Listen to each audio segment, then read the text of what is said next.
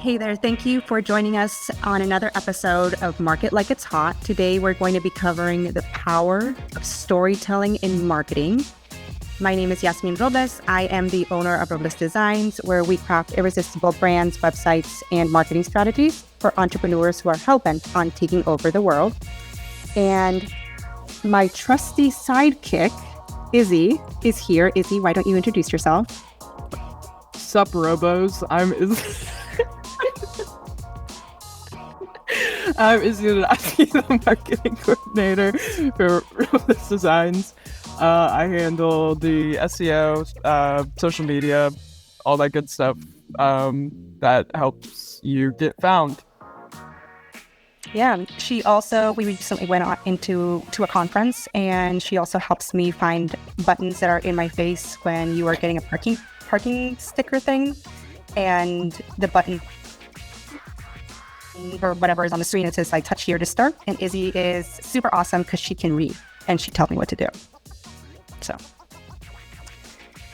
I only hire smart people that can read. All right. So today we're covering the power. Hold on. Today we're covering the power of storytelling in marketing. No, didn't sound powerful. I felt the power. Yeah. Okay.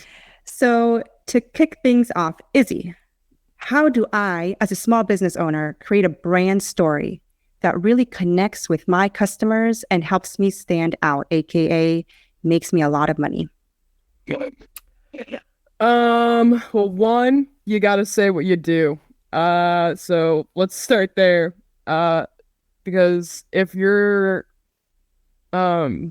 brand isn't clear of what you're doing and what you're offering people, that kind of usually turns people away. I like to make this joke that everybody now, because of TikTok and death scrolling, have little patience when it comes to things. So if it's not directly right in front of their face, you already failed to tell your story. And then also just talking about who you are, especially now, I feel like the more people get to know you as a person when it comes to your business, it's the most important thing. That's what they like to see. And it just gives your brand, I would say, a little more warmth to like know who they're working with and if they trust you, because sometimes when I go on websites, I think they're a scam and then I just don't want to work with them. I'm like, are these reviews bot? I don't see anybody who works at this company. Different things like that. And also, how did you start? And why are you passionate about your brand? And what is your tone of voice? I try to make our tone of voice just like how we talk, so people can have a better understanding of who we are before they even meet us. So if I made it like corporate talk on the website and then you meet me with dark green hair, you'll probably be like, she's a liar and a scam artist. So that's what I think, though. Yeah, I like how you mentioned the authenticity part and the human portion of it. I mean, isn't that the saying, like, people do business with people they like? And there's so many businesses that do the same exact thing. Like, there's so many marketing agencies out there, but really people work with us because we're awesome and better. So, I guess, Izzy, from your point of view, since you're like nerdier, but I would like to get your point of view of the visuals on a website and how they can also enhance the brand story, the narrative, and really captivate and engage the users that are coming to the site. So one, I would just say it's the layout of how your website is structured. I will tell you right now, if they can't find it again in the first 3 seconds, they will click off your website and know nothing about you. So having that kind of workflow and seeing how people are visiting your site and are currently getting on your site and what they're doing when they're there just seeing how that operates and then make adjustments based off that, because if they're not able to find it, then they're not going to stick around. Or if they can't find it right away and it's not right in front of their face, they will also leave. So make sure it's clear what you're trying to put in that section and it's right there. So two, pictures. I think pictures are very helpful. Not too many though, because then you'll have slow loading speeds. So don't do that. But also, I don't know, I kind of like when there's different animations and stuff throughout, like, oh, point me to this direction. What did they do next on their how they got started and different things like that. I think it's just more about the tone of everything. Visually, make sure it's your brand. Colors, different things like that. Why are those your colors? Maybe think about that. But yeah, I would just say pictures mainly. Yeah, I think focusing for when it comes to the website, focusing on the hero section of this site or the page. And what that means is the very first thing that loads without you having to scroll. That is your hero section. And that should, especially on the homepage, it should say what you do, who you do it for, why you do it. And if you stray from that, just make sure that it's intentional, because that is how you start your story and how you enhance your story and how you connect with the audience when they get to your site. What about social media though? How can we create a story that goes beyond the website and onto social media, email marketing, etc.? Again, I would just say be yourself. It's all about personality. I think You sound like a guidance counselor.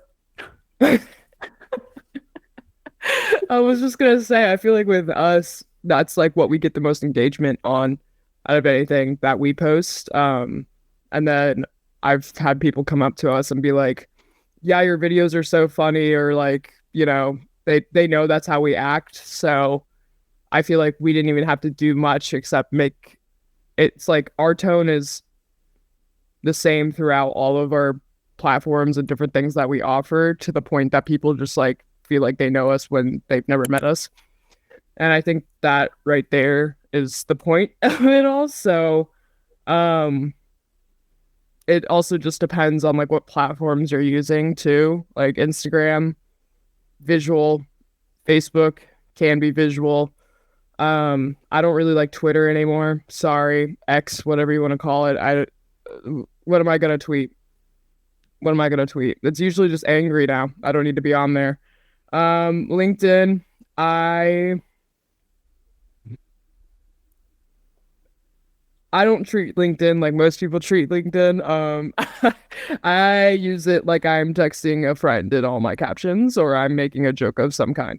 But I feel like that's very much me and us. So then I try to implement those things throughout, and it kind of helps people get like a little break in their LinkedIn scrolling throughout the day. But then again, it's like I'm not faking that. That's just literally our personalities. So I think that's just important of like telling who you are as a business owner. But yeah, and then also posting what we do. I feel like that's also very important. So yeah. What do you think? From what I've seen other companies post, and it's hard, I think, as B2B service-based businesses, it's hard. You can't just post a lipstick, right? Or whatever product you're selling. But if you're on LinkedIn, look at what everybody else is doing. And it's usually some kind of boring static graphic, or I don't know, just like things that you're going to scroll past. And especially Izzy, like the video challenge for the listener. If you can find Izzy's video where she's chugging hot sauce for charity, I don't know if she does that on the weekend just as a hobby, but she did it for charity. So that kind of video, or the video where we make fun of how old I am and creaky my knees are and how young Izzy is, those are the ones that get the most engagement. And those are the ones that people come up to us and are like, I love that video. And they don't remember anything else when we post about like the checklist or anything that you can get. Literally, it's a free download and they don't remember anything about it. But I think that's also what attracts people to Robles Designs is the personality. You're not going to find us in like a matching suit, right? I'm too tired to straighten my hair now. I barely can do my hair. So you're never going to find us in a tie. I don't know, but I think that's really what attracts people. And I feel like even though not all of our posts are directly about what we do as a company, since our face is there when people need our services in the future, they're like, oh, and think of us. So, you know what I'm saying? So Yeah. it just, Well, I was going to mention on sometimes we do marketing audits for ourselves, and there's another episode that might have come out when this comes out or might come out after it about marketing audits. But I've looked at competitor websites, and sometimes that they have no picture of who they are. It's all stock images, or it might be really nice graphics. But when you go to the about page, it's feels like it's a mission vision thing, and you have no idea if you book a call who you're going to talk to, where they're located, what the vibe is. I don't know. It's weird. Like they don't want to be found. yeah. And I think that just, I hate that. I never, if I can't see who you are, I don't want to be there. Yeah. I don't know if that's just because I don't, maybe I'm scared of like getting kidnapped or something, or like putting myself in a bad situation. I don't know what that's about, but maybe I listen to too many true crime things, or I watch too many TV shows about that. But I don't trust those type of people who don't like show their face and tell me what they're doing, and like who's the man behind the laptop camera. You know what I'm saying? So yeah. What if they're like in the witness protection program, or they're like CIA agents, but that have a side gig as a website design company? Post your employee. Noted. Okay. Mm-hmm. All right. So what are there any strategies that you can or tips that you can give to businesses that want to really maintain a cohesive visual story across all of these social, website, email marketing, all the things? For us, I think it's important that we always use like the same fonts. Like we we have our branding guide that we follow. So the hex codes for the colors, different things like that. I try to use those in any way I can, and most of our posts on social, and I mean that's throughout our website too. But also smacking our logo on everything. I Literally. mean, what if one of our TikToks go viral and then somebody tries to put us next to like somebody cutting sand? I want them to still know like what our company is. You know what I'm saying? And I feel like just doing that, you're showing that you put effort into the post and you're not just like throwing it out there too. But yeah, I would just say look at your branding and make sure you're trying to keep that throughout. And I mean, I also wouldn't keep it the same throughout every platform. I think every platform has something different that you can offer people. But yeah, just like make sure you're sticking true to your brand. And so when people recognize it, the different like factors that you're implementing, they can almost immediately recognize you because of it. Yeah. Yeah. And I recommend for copy or any sort of, captions or whatever it is that you're doing, have, even if it's a really mini guide on what your voice should be for the brand. Is it, for us, it's quirky. There could be one word for it. It's, what is it? Michael from The Office. It is, now I can't remember, Guardian of the Galaxy's Peter Quill. I think that's the one I wrote down. So we're a little weird. I'm a little weird. I don't want to include Izzy in that label if she doesn't want to be weird. But we know at least an example of what our voice would be in captions on the website, whatever we end up writing. And if you need to be that corporate-y person with a tie, just make sure that you have that written down so that whatever agency you're working with, they can follow those guidelines as well. What do you think, Izzy? No, I agree with that. Of course. And what? What? I said, of course, because I pay you. But all I was gonna say too is like if you are in one of those like more corporate-y or like more needs to be professional type of jobs, I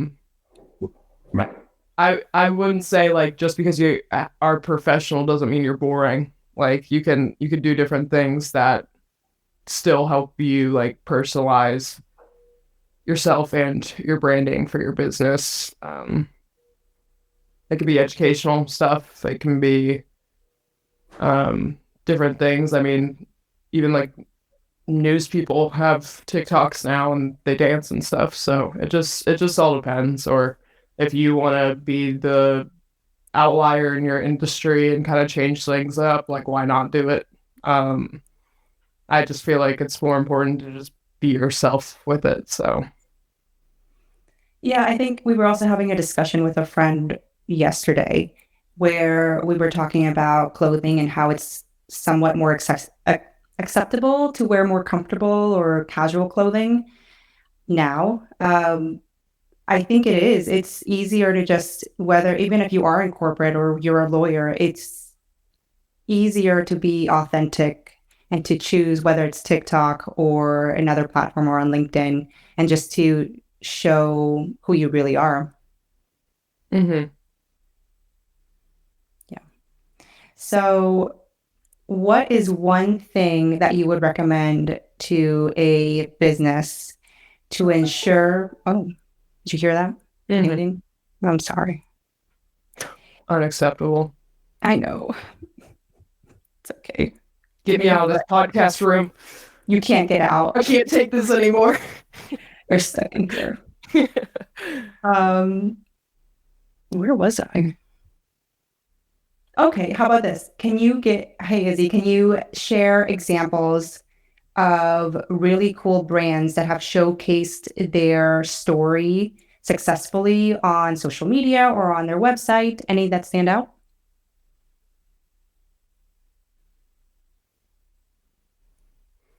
Mm-hmm. Do you want to talk to users that you have an in with Skyline Chili? I love Skyline Chili. Skyline Chili can do no wrong in my heart. But it's like they engage with everybody, like especially with like that being like a Cincinnati brand, like they will rave about Cincinnati and anything like Bengals related, they're giving away free Skyline because like if we lost and it's like, oh, like I'm sorry the Bengals were horrible like they are every week. Come get a Coney, or like, oh, the Bengals won, so we're giving out like 10 gift cards, like comment down below, different things like that. But Skyline followed me for a second, so it's just like that engagement. I feel like I'm friends with Skyline, which is weird, but I will back them till the day I die too. I think another brand that does a really good job of it is like Red Bull. I think their commercials kind of give off like their relaxed like sense of humor that they kind of portray already, even though it's an energy drink, but they also have different aspects of their company too, like music. They have a music label, if you didn't know that. Beartooth was signed to it, and then Columbus band.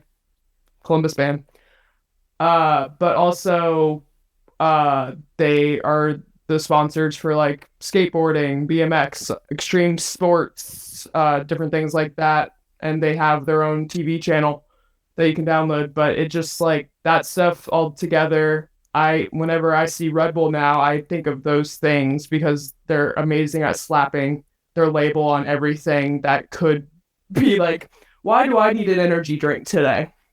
And it's like, am I listening to screamo music or am I going to ride a skateboard or go do something like that? So I feel like they were able to incorporate other aspects to their business because they kind of saw the group of people that they were going for, if that makes sense. So they don't even like have to story tell. They have people doing it for them. Yeah, and I think that's the goal, is sharing your story so much that other people start sharing it for you. You have like legit fan base. Um, Not sure if it was more brand, but it was for a while, Wendy's was having a really big moment in my feed where they were just like talking smack about other people, and I'm just like, this is great. I haven't I haven't had a burger from there in a while, but maybe I will. Mm-hmm. Yeah, and then I think just making sure that, let's say you are that Wendy's voice, that I think it was on Twitter when they were, I know you don't like Twitter, but I thought it was on Twitter when they were, yeah. So whoever was doing that, they were doing a really good job. I'm mad at Wendy's right now. You're what? I'm mad at Wendy's right now. No, why? They did the 25 anniversary for SpongeBob and released the Krabby Patty meal, and there's like nothing special about it, and it's literally just like a Dave single, and I think their marketing failed on that, and I think they have lost a lot of trust in their consumers because of it. So if you're going to target an audience like people who grew up watching SpongeBob, I suggest you do it right. We need to clip that, post it, and maybe we get free burgers. I want Wendy's to roast me down below for roasting them about their Krabby Patty meal, because there's no special box. There's like, they put like apparently like some kind of Big Mac sauce on it. I know that's not Wendy's, but that's what it tastes like. That is the only thing that is different about it. That is the only thing. Then they made like a pineapple frosty, but apparently they're just using like the lemonade pineapple stuff to mix into the frosty. So they really didn't buy anything new for this thing.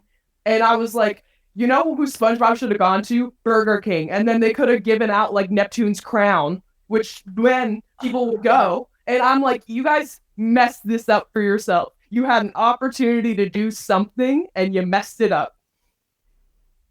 All right, guys, listen. We know that you are our loyal listener, and you're going to find whatever clip this is on social media, and then you're going to reshare it, and you're going to tag Wendy's and possibly Burger King. And if we do get free burgers, I will share them with you. So, yes. Yeah. Cool. Well, I am sorry to hear of your sadness, Izzy. But there you go. You need to do your research on audience. Maybe the next episode will be about audience research. All right. Well, there goes my example. I don't remember what I was talking about, but I remember that the point was to make sure that it's cohesive across your entire marketing, whether it's your ads, if you're still on Twitter, or I guess X, make sure that it still sounds like you. Your website, your blog post, everything you do goes back to that tone of voice, and to that story that you're trying to tell. And people love to hear founder stories. They love to hear where you've been, what organizations you're a part of, anything. They're a bunch of cheese muscles. They're a bunch of gossips. Is that the right word? They just love to understand how a business was built, and they want to be your fans they want to love you. And if you don't share where the business came from or who you are or your authentic self, it's hard for them to become a loyal fan. Unless you mess up SpongeBob. So, unless you mess up SpongeBob, then you got to talk to me about it. Every episode, we will learn something new about Izzy. My passions. Yeah. All right, Izzy. Close out this episode in the most Izzy way you can. I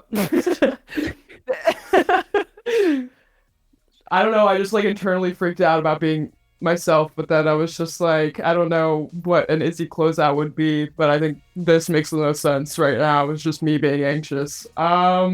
Thank you for listening, and hopefully you enjoyed some of our conversations. Sorry I went off the rails a few times, but I have a tendency to do that every day in my life. So, tune in next time, and see you later. Peace out, Robos. I'm calling our fans that now. Okay, great.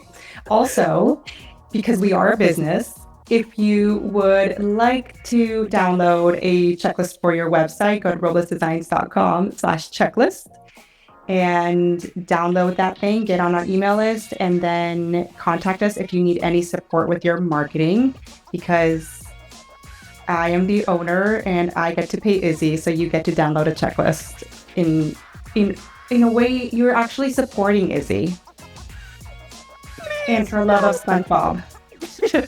So we'll see you. I guess we won't see you. You will hear from us in the next episode.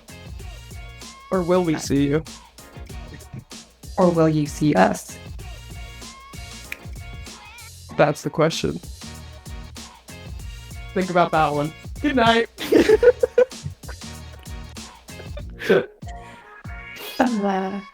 All right, cool.